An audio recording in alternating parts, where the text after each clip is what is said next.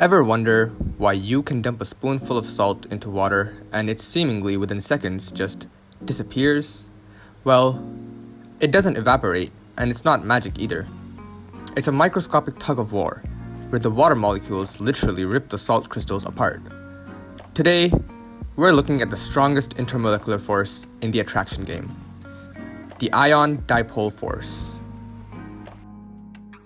By the end of this 5-minute deep dive, you should be able to identify and define what an ion dipole force actually is, understand how polar molecules and charged ions interact, identify factors affecting the strength of ion dipole forces, and relate ion dipole forces to real-life examples. Okay, let's make this super simple.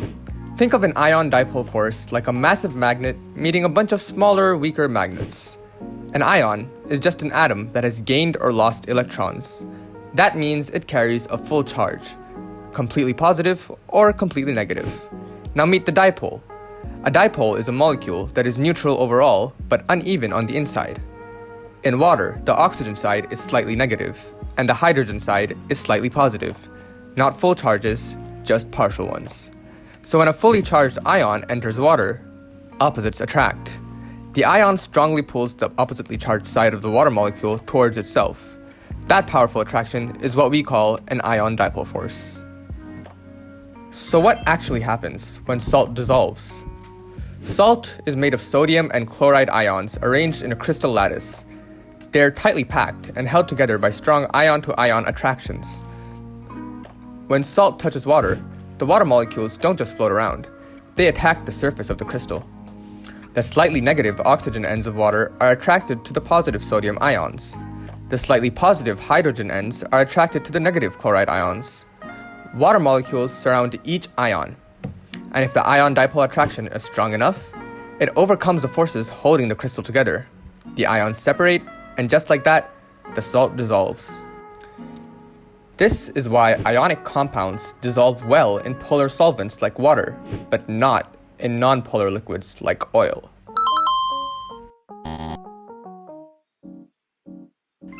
Let's see something similar in real life. When this balloon is rubbed against hair, it becomes negatively charged. Now watch what happens when that charged balloon is brought close to a thin stream of water. The water stream bends toward the balloon. Why? Because water molecules are polar. The positive side of the water is attracted to the negatively charged balloon. This bending effect is a visible example of a charge interacting with the dipole. But this isn't just a party trick. It's the reason you're alive.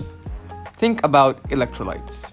When you drink a sports drink after a workout, you're putting ions like potassium and sodium into your body.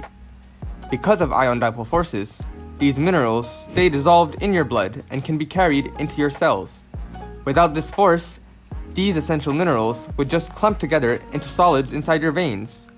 No ion dipole force, no nervous system, no muscle movement, and no life.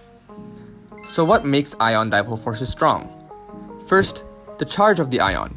An ion with a higher charge pulls more strongly. Second, the size of the ion. Smaller ions pull more strongly because they have higher charge density. Third, the polarity of the molecule. The more polar the molecule, the stronger the attraction.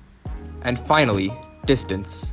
The closer they are, the stronger the force. The further apart they move, the weaker the attraction becomes.